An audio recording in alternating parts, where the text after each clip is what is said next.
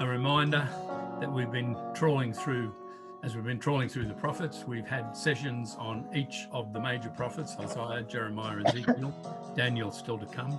And we've also noted that Isaiah appears in three sections here, appropriately named as First Isaiah, Second Isaiah, and Third Isaiah, which is what we'll be looking at today. Third Isaiah. Who wrote Third Isaiah? Once again, as with Second Isaiah, we do not know, and I believe we cannot know. There are many passages in this section of Isaiah that are well known from being quoted in the New Testament. Perhaps the best known is "The Spirit of the Lord is upon me" from chapter 61, because Jesus quotes that in Luke's Gospel, or reads from the scroll where it's at that place in Isaiah 61 when he's in the synagogue. The best thought about, or the most widely held thought about these chapters are that they are located, that they come from a person or persons located from around 530 onwards. The people of Judah are starting to return from exile in Babylon, and they are rebuilding their temple and their city. And so continuing the upbeat ethos of Second Isaiah, Isaiah 40 to 55, this section of Isaiah continues to offer hope, confidence, and joy. And we will see, or you may have seen if you've looked at the notes, in contrast to the nationalism that was being expressed by some at that time, the vision of this part of Isaiah is of a broad, inclusive society. So a reminder about Cyrus, whom we met last week. In the first year of King Cyrus of Persia, says the opening verse of Ezra, the Lord stirred up the spirit of King Cyrus of Persia, whom Second Isaiah has called the Mashiach, the anointed one, the Messiah. And he makes this decree. Interestingly, he refers to Yahweh as the Lord, the God of heaven, has given me all the kingdoms of the earth and has charged me to build him a house at Jerusalem in Judah. And so he is permitting the people to go up to Jerusalem in Judah and rebuild the house of the Lord. When the seventh month came then, we read in chapter 3 of Ezra, the Israelites were in the towns, the people gathered together. Yeshua, son of Jozadak, with his fellow priests, so there's a bunch of priests, and Zerubbabel, son of Shealtiel, with his kin, set out. And the first thing they did when they got to the ruined city was to build the altar of God to offer burnt offerings on it, as prescribed by Moses. So they set up the altar and offered burnt offerings morning and evening. And we learn here also that the prophets Haggai and Zechariah, son of Iddo, were speaking to the Jews in Judah and Jerusalem in the name of the God of Israel. And in fact, we have books from Haggai and Zechariah that are mentioned right at the end of your resources, that are to be dated at this time, that are speaking to the people as they undertake this rebuilding. So the prophets of God are helping Zerubbabel and Jeshua, son of Jozadak, as they rebuild the house of God. Now, the important thing about the book of Ezra and what follows in Nehemiah is this. After these things had been done, the officials approached me, says Ezra, and said, the people of Israel, etc., have not separated themselves from the people of the lands with their abominations. The Canaanites, the Hittites, the Perizzites, the Jebusites, the Ammonites, the Maonites, the Egyptians, and the Amorites. They have taken some of their daughters as wives for themselves and for their sons. And you may remember back a couple of weeks ago, one of the prophets that we looked at, Jeremiah, was urging the people in the name of the Lord to do this: marry, have children, build, plant. That famous or really important prophecy in Jeremiah. So they've followed it. They have married some of the other peoples. Thus, the holy seed has mixed itself with the peoples of the lands, and in this faithlessness, the officials and leaders have led the way. So the issue here is the purity of the people of God, and holiness is the important criterion, not relating to the people where you're living, but keeping yourself separate and being holy. Ezra, being a good, faithful Jew, tore his garment and his mantle, pulled his hair from his head and his beard, dear me, and sat appalled because of the faithfulness of the returned exiles. So the people assemble, and Ezra stands up and accuses them. You've trespassed and married foreign women and increased the guilt of Israel. Now make confession to the Lord, the God of your ancestors, and do his will. Separate yourselves from the peoples of the land and from the foreign wives. And the people say, it is so, we must do as you have said.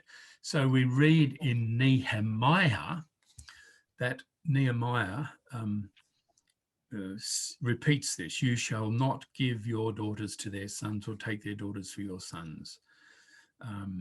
Did not King Solomon of Israel, famous king with, of course, famously many wives, including foreign wives, sin on account of such women? Shall we listen to you and do all this great and evil act and treacherously against our God by marrying foreign women? So the foreign wives are sent away. They are not to be part of the rebuilding and reconstituting of Israel. That's the context now for 3rd Isaiah. John, can I just ask a question at this point? Sure. Why, historically, did Cyrus want to send the Israelites back to their homeland? Were they becoming too numerous? No, we actually,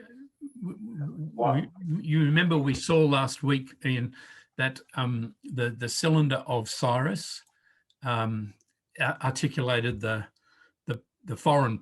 policy of Cyrus in the Persian Empire to enable people who had been captured by the Babylonians to return to their lands if they wished. Now we know that not all of the Israelites returned. They continued on, and we've had Jews in Babylon ever since, but some did. And so it seems that it was a deliberate policy of his in order, I suppose, in order to maintain a peaceful kingdom. It also means you're not cluttering up Persia with a whole lot of foreign people as the empire expands. So, it's just their foreign policy, and there's nothing hidden or sinister about it. It seems to me extraordinarily generous.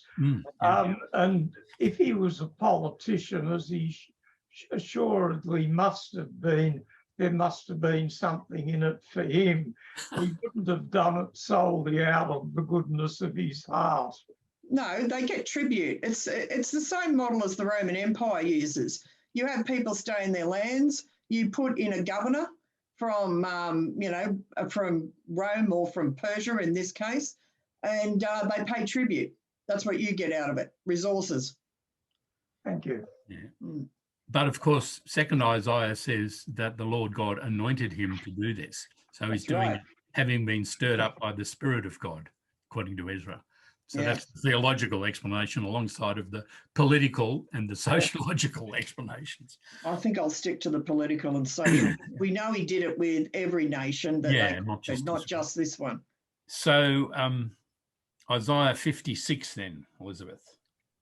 Don't we have some questions first? Yes. Oh.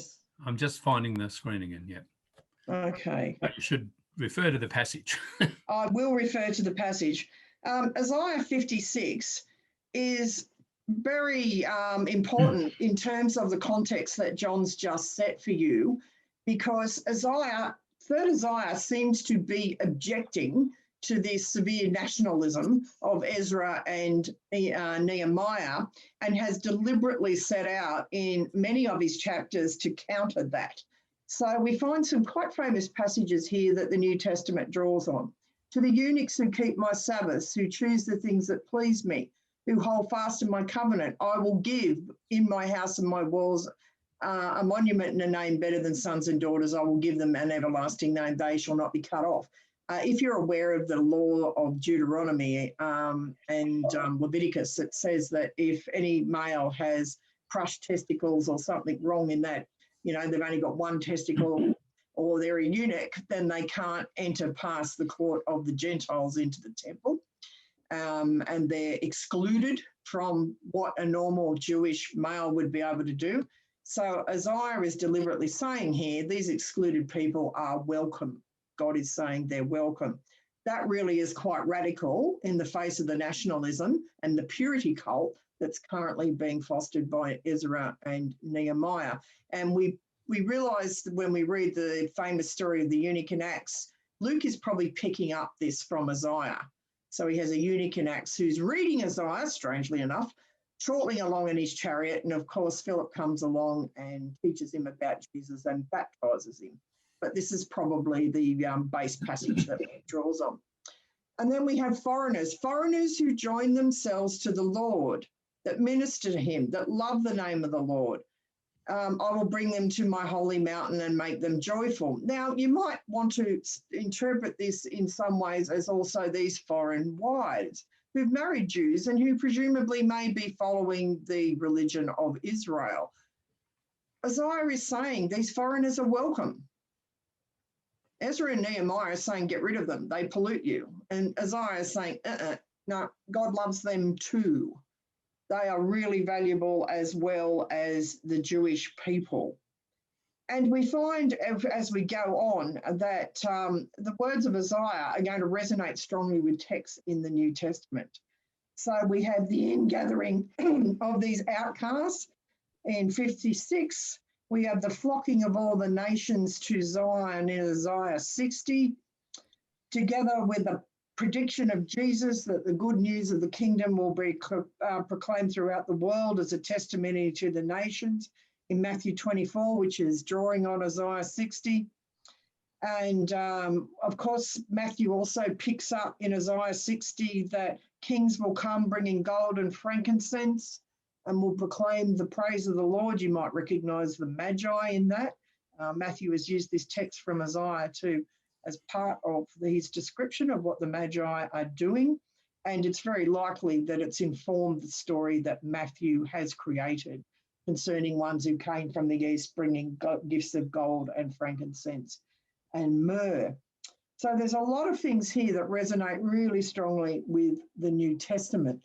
So the questions we'd like you to think about is, how do you think Isaiah's historical context of these chapters influenced him? How has it shed light on this oracle in chapter 56? And what does it say to us about the universal scope of salvation? And they're the things we'd like you to think about now in your small groups.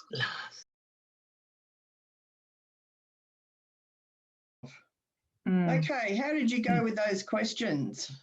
Suggesting that it didn't fit with so many of the other stories in the Bible, like the prostitute in Jericho and Ruth, both of whom were foreigners, and they both became part of Jesus's family history. Yes, they did. So that's two examples that Isaiah might be drawing on. I'm sorry, Elizabeth, we got nowhere near the universal scope of salvation, second question, because we got stuck down on the issue of cross-cultural, cross-racial marriages, which we see in Australia, but we acknowledge that it's not universal. No, it's not universal, and some cultures don't see it that way. And indeed, some people within our culture aren't very happy about it. So it's an age-old question that people address about, you know, how far do we go? And we can see it come to its most awful climax in things like the Holocaust. Yes. When one nation decides that they're going to become a pure Aryan race to the exclusion of those they don't like, who they decide they're going to, you know, exterminate and commit genocide.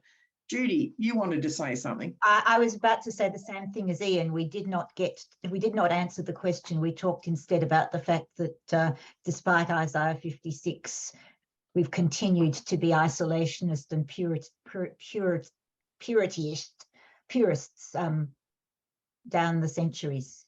Yeah. Maybe not to the extent of Ezra and Nehemiah in our current world, but yes, we have. It still continues in many ways. And even though you have these aberrations, and they are aberrations, of Ruth and Rahab, that Isaiah is probably maybe drawing on, because we don't know when the book of Ruth was written. Mostly, Ezra and Nehemiah is what the dominant culture is that Isaiah is writing in. And so really this is an incredibly subversive text that's being written here. It's really going to the opposite ends of what the books of Ezra and Nehemiah are promoting in terms of this pure Jewish, holy, set-apart race. Isaiah is saying, I don't think so.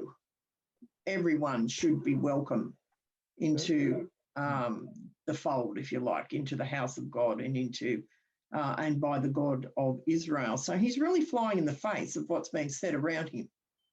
And again, without this, you wouldn't have a New Testament, because the whole point of the New Testament is that this religion is opened up to Gentiles. All right. Could it be that it's Nehemiah and Ezra who are subversive? No. But isn't this? I There are don't exceptions, think surely. so. There are exceptions in the way Matthew writes his gospel. Matthew is into Jews. Matthew does not like Gentiles. Let me make that very clear. Matthew likes some of the stuff that Isaiah says in the third Isaiah. He likes Isaiah 58, as we'll see.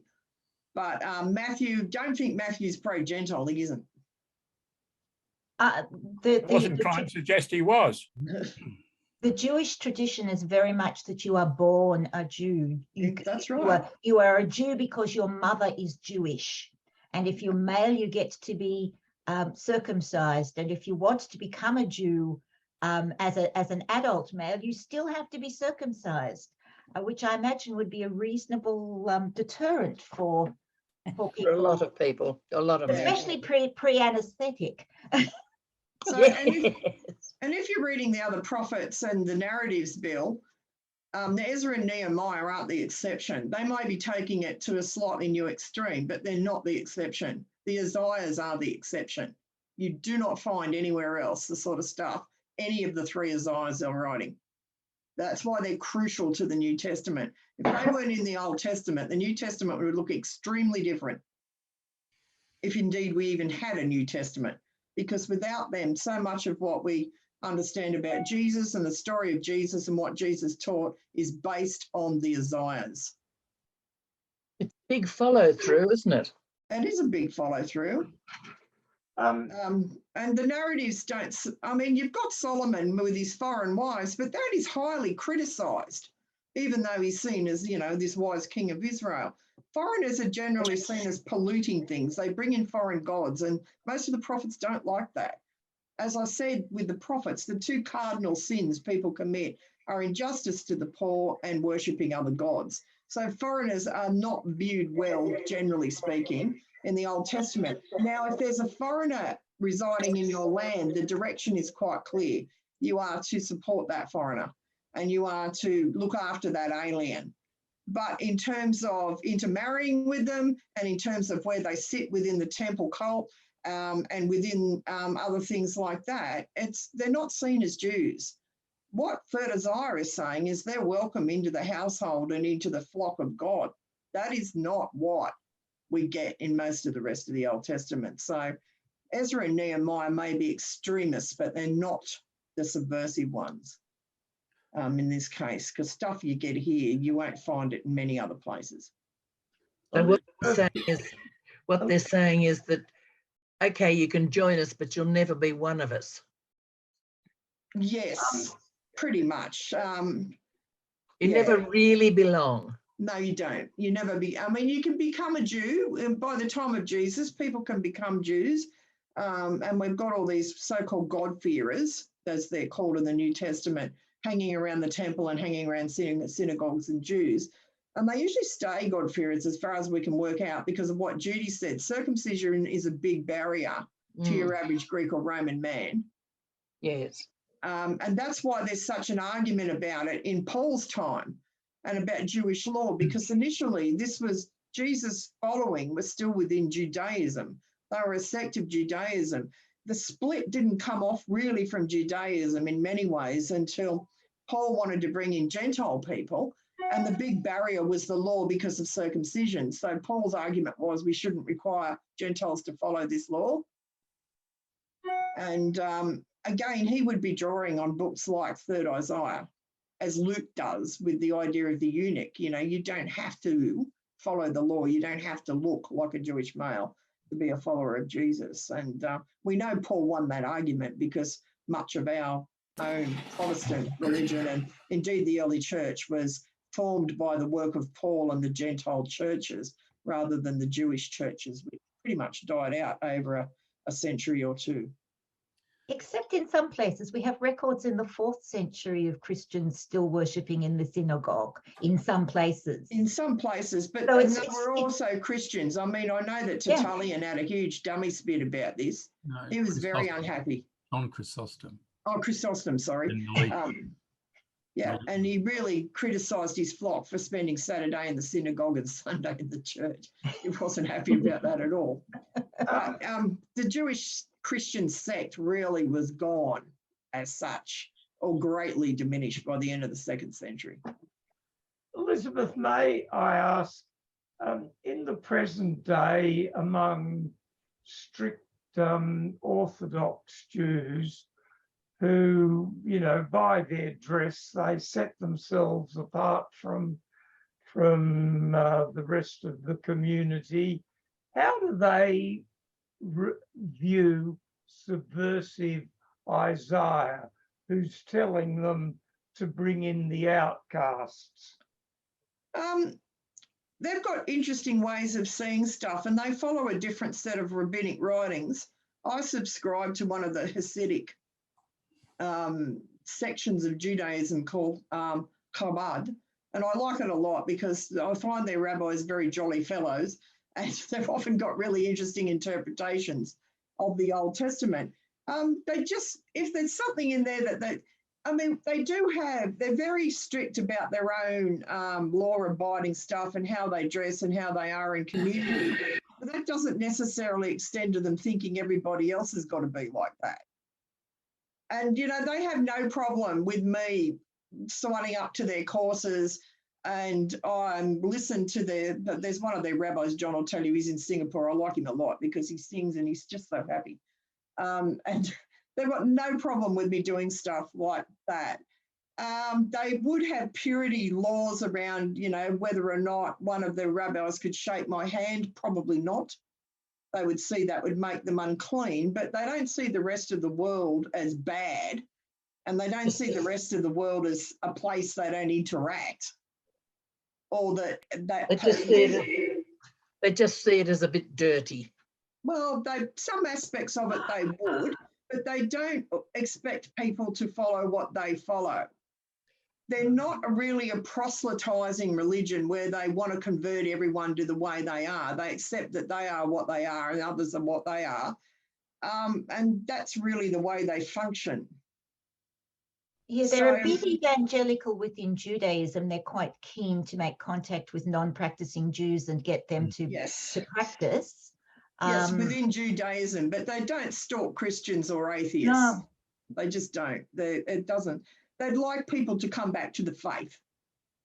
But, you know, with something like this, I haven't read exactly what, I can look it up, not now, but I can look it up for you, Ian. I haven't read exactly what they've said about Isaiah, but they would take, you know, treating the foreigner well quite seriously. And and you could probably go into one of their synagogues. You may not be able to go into all of it, but you'd be able to go into parts of it, and they'd certainly talk to you. And they certainly send me a lot of stuff, and I made them a donation because I did one of their courses on tzedakah, on justice. I wanted to see what they had to say about it. And they talked about generosity and sharing and about compassion and, you know, how tzedakah meant doing good deeds and justice and things like that. And it wasn't just limited to Jewish people. So they accept that through your study and knowledge, you might know as much about it as they do. They know a lot more about it than I do, because I've never studied the rabbis and I can't cite the Old Testament backwards like they can and connect up everything. They would accept that I had learnt some things, and they would accept that I had learnt in a specific context, in a Christian context. I don't know if they'd debate with me as a female, not the rabbis, but they might have a good chinwag with John. The Reformed rabbis, of course, will talk to any of us because they have female rabbis. But because they've got strict things about male and female and how you interact, and it would be more to do with gender than it would be due to the fact that I'm a Gentile. But they'd probably have a good chinwag with John should he want one. And he was in that context. So Jews they look exclusive, but they're not as exclusive as you think they are. They're nowhere near as exclusive as some Christian sects like the Exclusive Brethren, for instance. They're not like that at all. Yeah, that's the other thing, to turn it around and to have an outsider look at Christianity as a whole, Yeah. and to see how much of Christianity might be outward oriented and how much is very focused on keeping purity within. There are different ways of doing that in different That's right. groups. Yeah. Yeah. And I think there are some parts of the Hasidic Judaism that are much more exclusive and what There even Chabad, who are, I've had associations with them as a university chaplain. They used to come in and talk to me about the kinds of support that they could offer to Jewish people in the country. And I love the Chabad. I really do. If anyone wants to subscribe, it's spelled Chabad. And if you Google them, you'll find their website. I love them. I read their newsletter every week. I read their midrash on all the texts. I read their stuff. They've got quizzes about, why do we have a 7-branch menorah? I always try and do them. I fail at them abysmally because I don't understand all the rituals, but it helps me learn about them. And, they send me, and I'm happy to look at their stuff. And I think they've probably worked out I've got a Jewish ancestor, because you can dedicate your donations to someone. I dedicated mine to Laura Harmer, who's my 6th great-grandmother. So, yeah. But they don't try and convert me. They get interested. They want to know why you might want to look at their stuff, but they're fine about me being there. Yeah. Let me push on back Yeah. into Isaiah. Yes, please. And we'll have a look at the last part of this little video. I've just got First video by God's Spirit to announce good news and to bring people's evil and rebellion. And then, after his death, all of a sudden, the servant is just alive again. And we hear that by his death, he provided a way to make people righteous. That is, to put them in a right relationship with God. And so this section concludes by describing 2 ways people can respond to the servant. Some will respond with humility and turn from their sins and accept what God's servant did on their behalf. These people are called the servants and also the seed. Remember the holy seed from chapter 6. These are the ones who will experience the blessing of the Messianic kingdom. But there are others who are called simply the wicked, and they reject both the servant and his servants. Which brings us to the final section of the book, 56 to 66, where the servants inherit God's kingdom. These chapters are beautifully designed as a symmetry that brings together all of the themes of the book. At the very center are 3 beautiful poems that describe how the Spirit-empowered servant is announcing the good news of God's kingdom to the poor, and he reaffirms all of the promises of hope from earlier in the book. The New Jerusalem, inhabited by God's servants, will be the place from which God's justice and mercy and blessing flow out to all the nations of the world. And surrounding these poems are 2 long prayers of repentance, where the servants confess Israel's sin, and they grieve over all of the evil they see in the world around them. And so they ask God to forgive them, and that his kingdom would come here on earth as it is in heaven.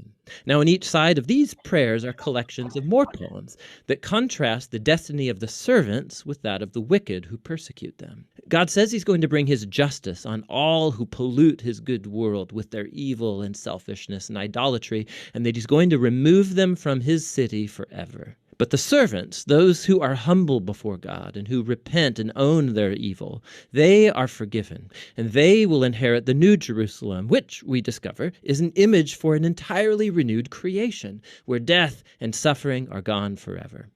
And this brings us to the very outer frame of this part of the book. In this renewed world of God's kingdom, people from all nations are invited to come and join the servants of God's covenant family so that everyone can know their Creator and Redeemer. And so the book of Isaiah ends with the very grand vision of the fulfillment of all of God's covenant promises. Through the suffering servant king, God creates a covenant family of all nations who are awaiting the hope of God's justice in bringing a renewed creation, where God's kingdom finally comes here on earth as it is in heaven. And that's the very powerful hope of the book of Isaiah. So you can see from that how much the New Testament is dependent on this notion about everyone coming and everyone welcome in the kingdom of Isaiah. We're going to specifically look now at some of the things within Isaiah. One of them is Isaiah 58 about true fasting. Now, we've met this in some of the other prophets, but Isaiah sets out his own way of saying that. I think we met it in Amos, was it, John? Set out again some things for true fasting. So this is where we're looking at not so much worshipping other gods, but this is the other thing the prophets are hung up on. It's about justice and compassion and equality and doing the right thing by the oppressed and the poor. So the people have complained here that God doesn't listen to them when they bring offerings, etc. And so this is the response through 3rd Isaiah. Is this not the fast I choose? To loose the bonds of injustice, to undo the thongs of the yoke, to let the oppressed go free, to break every yoke. Is it not to share your bed with the hungry, bring the homeless poor into your house, when you see the naked to cover him, and not to hide yourself from your own kin? And you might see that there's a bit of a resemblance here with the Gospel of Matthew in chapter 25 with what's known as the parable of the sheep and the goats. And where Matthew says, well, the Jesus in Matthew says, I was hungry and you gave me food. I was thirsty and you gave me drink.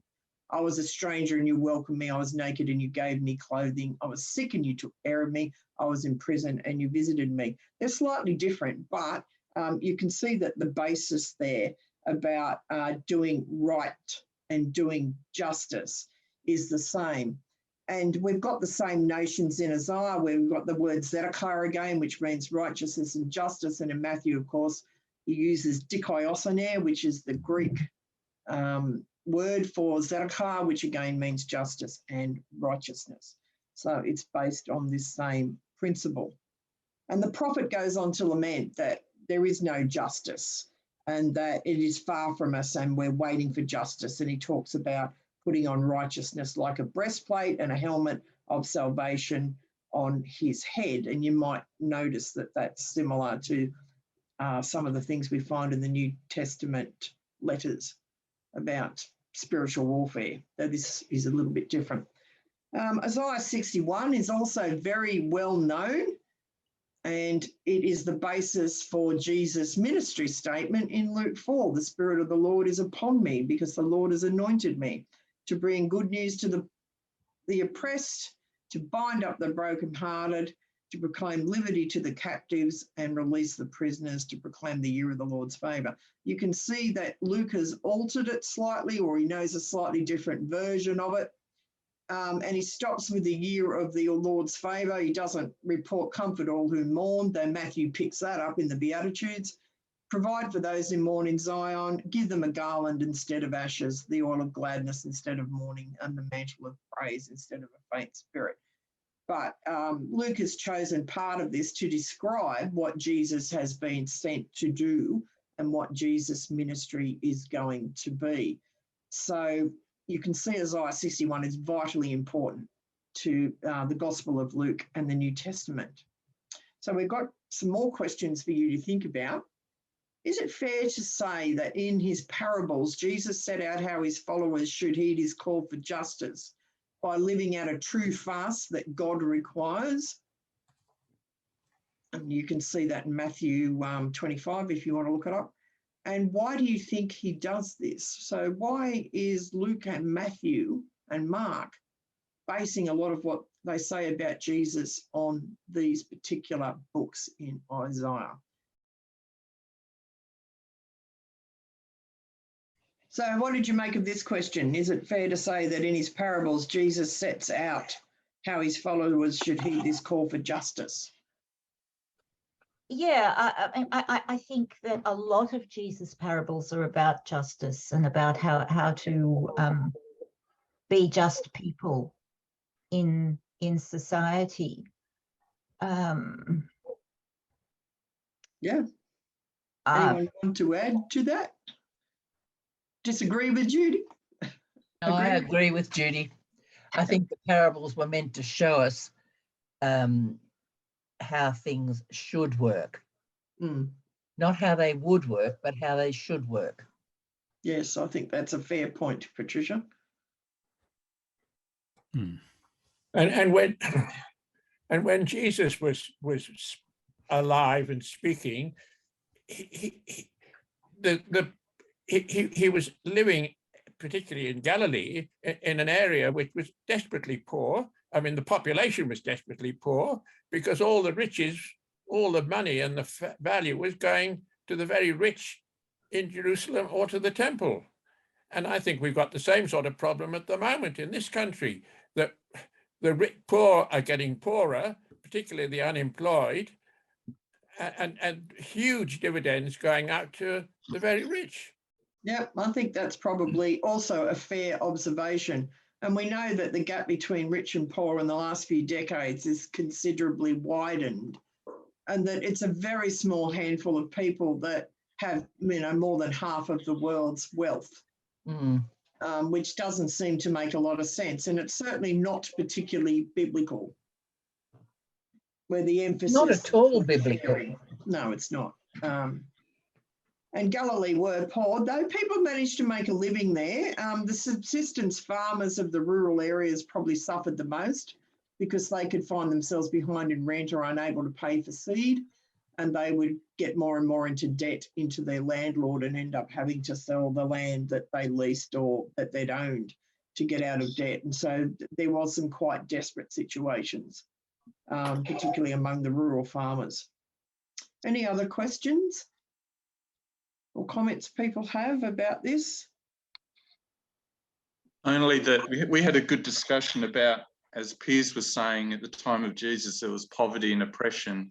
And so it's probably no surprise that they're going to draw from Isaiah, because it's got that, if you're going to draw from a part of the Old Testament, Isaiah is a good place to draw from. Yeah, because you've got true fasting, and then you've got the whole thing in Isaiah 61, the Spirit of the Lord is upon me, which Jesus takes as his central text to describe himself and what his mission and ministry is going to look like. So it's hard to say that Isaiah is not really central to the notion of how Jesus saw himself and what he was doing. But it's not all roses in Isaiah, as John is going to talk about now. Just before John, Elizabeth. Yes, Otto. Understanding of the word poor. Yes. Then and now it still remain the same? Yes, it's the words Luke uses and the words that are used in the Hebrew mean physically poor, that is without money, without food, impoverished.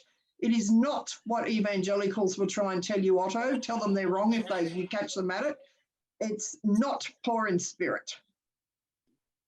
I mean, the Greek and the Hebrew are really quite clear about this, because there's words for being impoverished in spirit and there's words for being just dirt poor. Yes. And it's the dirt poor word that's being used. Thank you. There's quite a difference, isn't there? There is certainly a difference. And often you'll find some particular Christians will try and spiritualize Matthew 25 because they don't like the idea of works. And they say it's got spiritual meanings. No, it doesn't.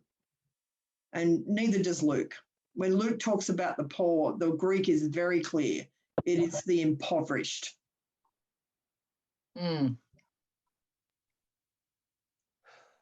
All right, so now we get to the high point of the whole of the course on the prophets, the passage that you've been waiting for us to talk about for so long. Sounds like John knows this is my favourite bit. Not. Who is this that comes from Edom, from Bozrah, in garments stained crimson? Who is this so splendidly robed, marching in his great might? And the voice comes from the Lord. It is I, announcing vindication mighty to save.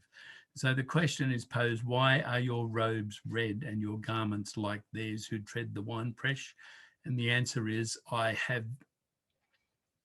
stomped on in my anger, trampled in my wrath, all the kingdom of Edom. I put the map up there so that you can see, oh, I haven't got it clicked right, so that you can see Edom is to the south, but actually Edom by this stage, it had been a significant kingdom for some centuries before, the 6th century BCE. But by this stage, the kingdom was crumbling, and it was actually the Babylonians that were pressing and pressing into Judah, had pressed into Judah from the south before the exile. And so by the time of the return from exile, Edom was no longer a force. Edom becomes Idumea, by the way. And in the New Testament, we see references to Idumea, and a famous ruler of Galilee was an Idumean, namely King Herod, or half Idumean. Yeah. So this oracle of wrath, with the very graphic image of the white robes stained red because of the work of the Lord of trampling on the people, so that the blood spattered out and like juice from the grapes and stained his robes. The day of vengeance. We saw in Isaiah 61 a reference to the year of vengeance, and now this is the day of vengeance. So we're back to the familiar dialectic in prophetic work about God seeking to save people and yet executing what looks like an incredibly vindictive judgment because of God's justice. So we thought you might like to talk again about this justice, mercy issue in terms of this picture of the vengeful God with his blood-spattered garments. What is this doing in this seemingly otherwise wonderful concluding section of Isaiah? So even though we have a very inclusive God in Isaiah 3 that is presented, we still find a God who will punish the wicked. They must have been wicked. Like, I think we saw them as would have been a physical presence during the absence of during the exile, where the Edomites must have moved up into Judah and taking over the land and infiltrating. So this was their punishment. Yes. And Edom, of course, is probably acting in the same way Babylon does. It becomes symbolic of a number of nations, not just the Edomites themselves, but symbolic of a number of nations who gave Israel grief. And later on, you find Babylon, like in the book of Revelation, when it talks about the whore of Babylon, it's referring to Rome. We know that Babylon in Jewish parlance became a word that was used to refer to Rome, and Edom can be also used to refer to Rome. So it can be symbolic of all the nations that have done what you've just described, Bill. And Sue reminded us of the references to Jacob and Esau here, that Esau is represented by Edom. Yes. Yeah. That's right. Yeah. Yes, that's right, because it means red. And Esau was red. I didn't know that. So there's a whole lot of symbolism here. There is a whole lot of symbolism here. So it's not necessarily God is literally stomping on Edomites, but it's symbolic of how God will punish those who have worked against Israel and who are wicked. So there are reds under the bed even in ancient Israel. That's right.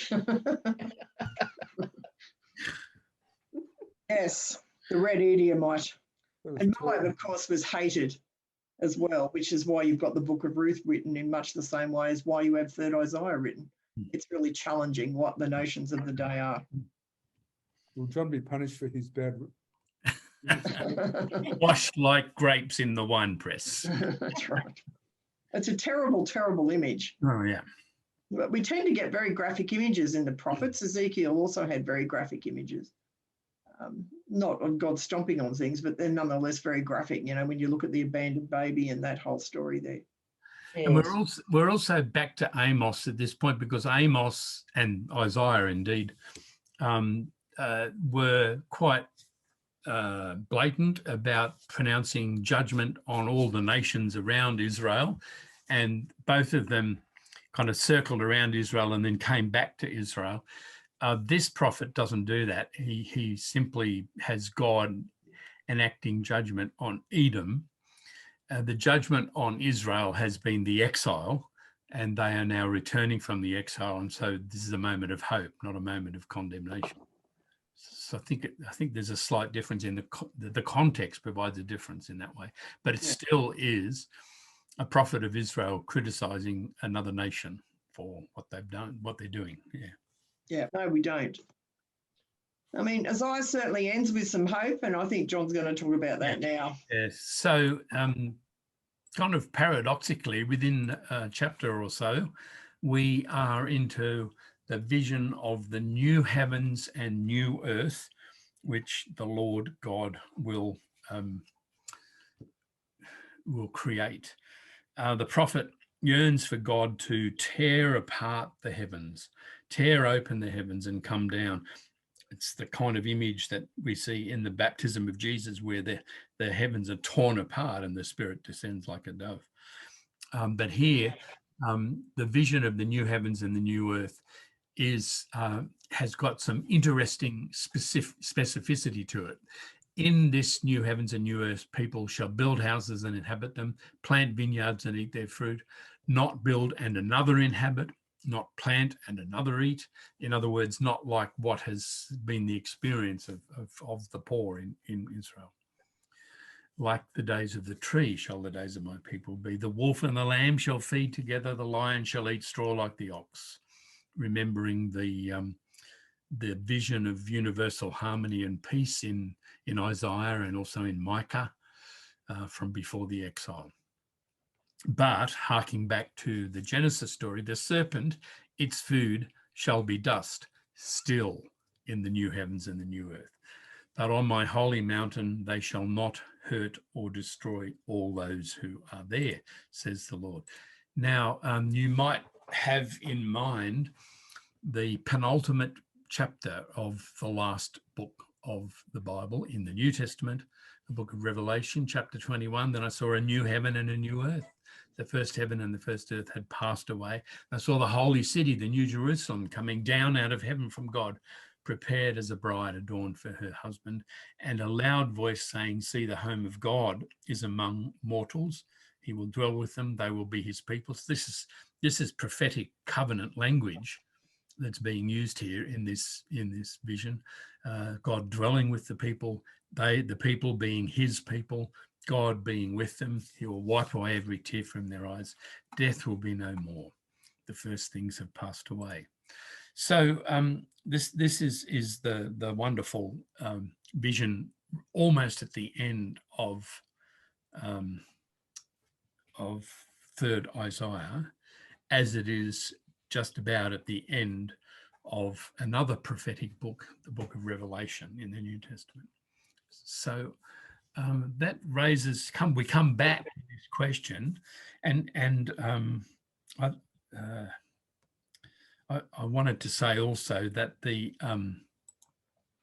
books of Haggai and Zechariah also come at this time, and they also offer this very tangible vision of hope and peace. But they're doing it, perhaps in a less apocalyptic way than what we have in Isaiah 65.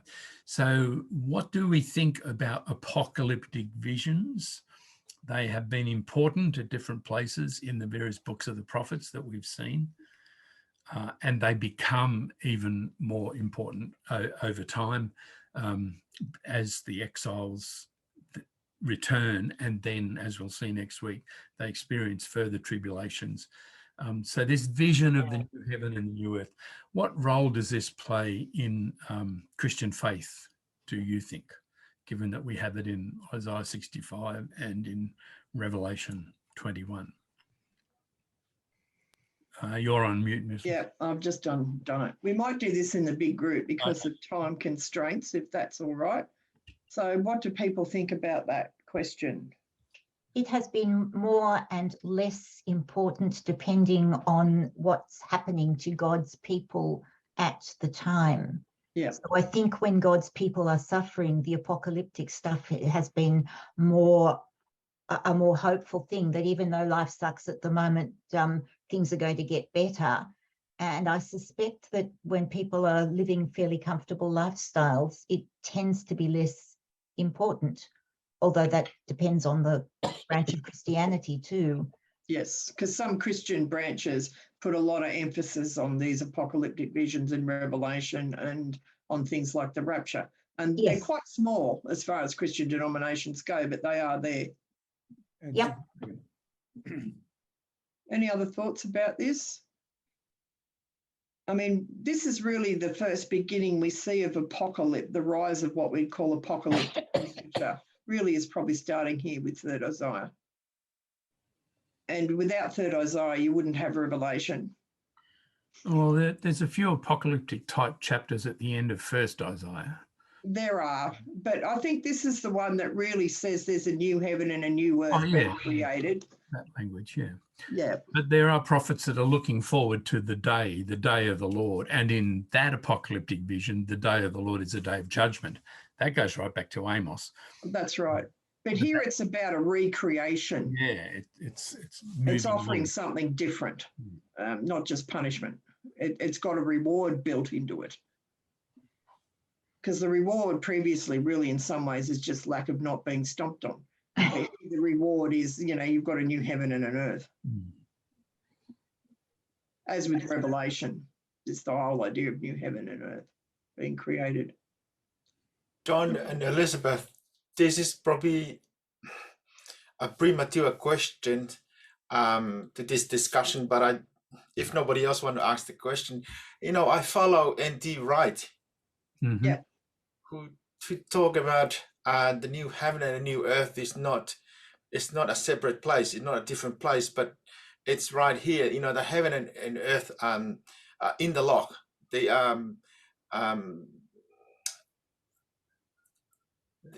it's here. The new heaven, heaven is not another place. yeah. Well, of course, N.T. Wright might actually be paying attention to the words that we all pray. Your kingdom come, your will be done on earth as in heaven. And when the prophet says, I saw the new heaven and the new earth and the new Jerusalem coming down from heaven to be on earth, like that grounds it in the reality that we know. Yeah.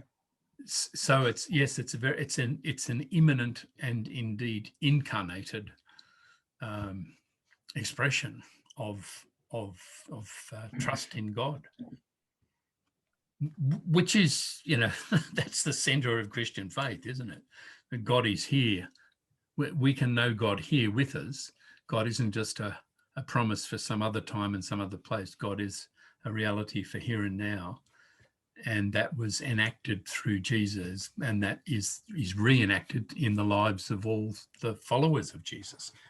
That to me seems to be a standard theological affirmation, which sits alongside of the other notion that heaven is a place up there beyond in a different time from what we know.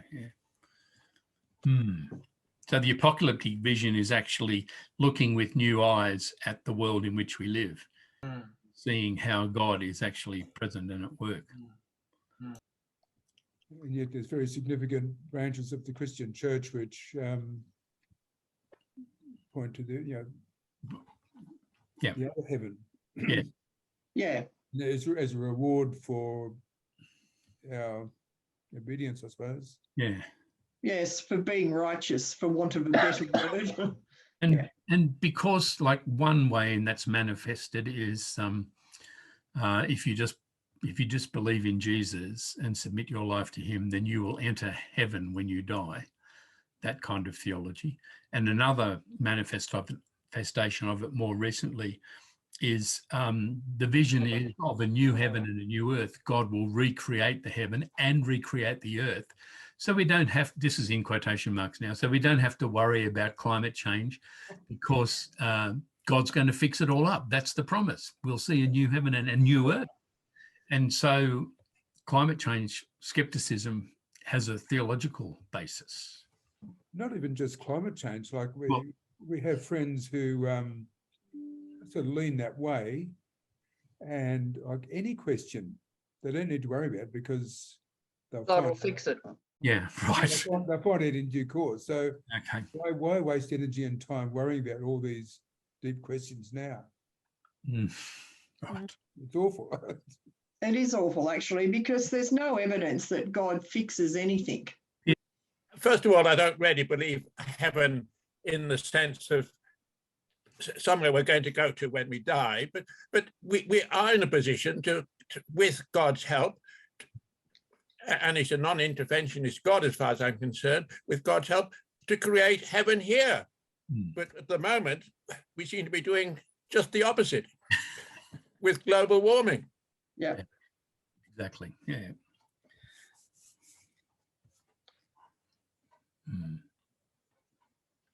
Okay. It also goes to the nature of what is mission. Yeah. What is evangelism? Is it getting people to sign up to have security for their eternal soul, or is it working with God to create God's kingdom here on earth, like we pray? Well, the latter. Oh, absolutely. Yeah. So is that what we mean by hope? Otherwise, there's no hope for us, one way or the other. Right. So is that our hope? Probably. Well, I think so. And of course, the conservative comeback to that is, but we're not saved by works, not saved by doing anything. We're just saved by trusting God. Well, they haven't read the Gospel of Matthew, have they? Well, yeah, no, the rejoinder to that is that God, through the prophets and through Jesus, is constantly inviting people to join in ensuring that the poor are cared for, that the visit those in prison, those without clothes are clothed, etc. There's a whole stream there. Yes, I think Paul is quite clear that, not Paul, the Gospel, the New Testament is quite clear that we need to live out our faith, that just praying the prayer and taking Jesus as Saviour is not going to get very far. So the apocalyptic vision is an invitation for us, as I said before, to look at the world with new eyes and to see how God may already be coming down from the heavens into our midst. And that is, where we place our hope. So, Haggai says that don't think about those people that criticize you for rebuilding the house as Lord, because it is important for you to rebuild the house. Zechariah offers oracles of hope and promise, including this really well-known one: rejoice greatly, O daughter Zion, shout aloud, O daughter Jerusalem, lo, your king comes to you. Triumphant and victorious is he, humble and riding on a donkey, on a colt, the foal of a donkey. Which of course is picked up in one of the accounts of Jesus entering into the city of Jerusalem, Matthew's account, where this is actually quoted. On that day, the Lord their God will save them. They are a flock of his people, like the jewels of a crown. They shall shine on his land, says the prophet. So along with the voice of third Isaiah, there's the voice of Haggai and the voice of Zechariah in this time. And again, you can see that the prophets really do inform a lot of what the New Testament presents to us in the life and the teachings of Jesus. So there's this final question, which we don't have time for. What do you make of the way that Christian scripture appropriates this hope that Israel has and makes it about Jesus, specifically in the Zechariah 9 passage? And that's again a motif that we've come back to again and again throughout the this series on the prophets. Well, next week we jump into a different world. It's still the world of Israel, ancient Israel, and it's still the world of the Babylonian Empire. But we'll look at Daniel. You might want to read through it. Don't worry about all the details, but you may particularly be taken with chapter 7 if you want to focus anywhere to have a look in advance. Right. So that's for next week, session 11 on Daniel.